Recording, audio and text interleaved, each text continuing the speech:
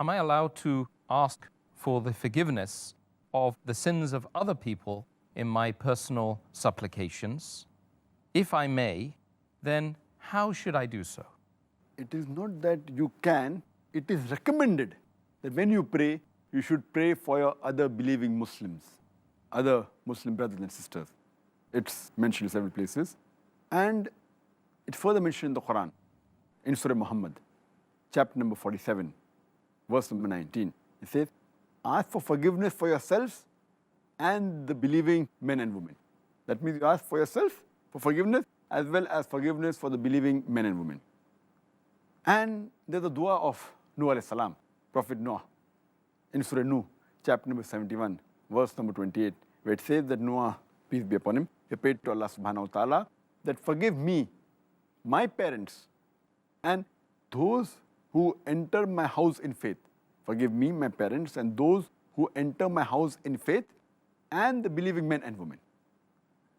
And our beloved Prophet Muhammad sallallahu alaihi wasallam, it's mentioned in hadith of Tirmidhi, hadith number 3385, that the Prophet Muhammad sallallahu alaihi wasallam, whenever he used to ask forgiveness for others, first he used to start with himself. That forgive me, and then say, forgive my Muslim brothers, sisters, etc. But you have to be careful.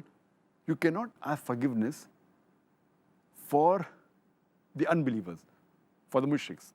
For Allah says in the Quran, in Surah Tawbah, chapter number 9, verse number 113, that it is not befitting for the Prophet and for the believing men and women to ask forgiveness for the pagans who are associating partners with Allah subhanahu wa ta'ala, even if they be your kith and kin, for those who you know are surely going to go to the hellfire.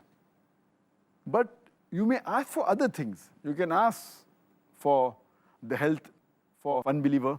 You can ask for the wealth for an unbeliever. That's perfectly fine. The best dua you can do for the mushrik, for unbeliever, is the hidayah, which our beloved Prophet ﷺ said.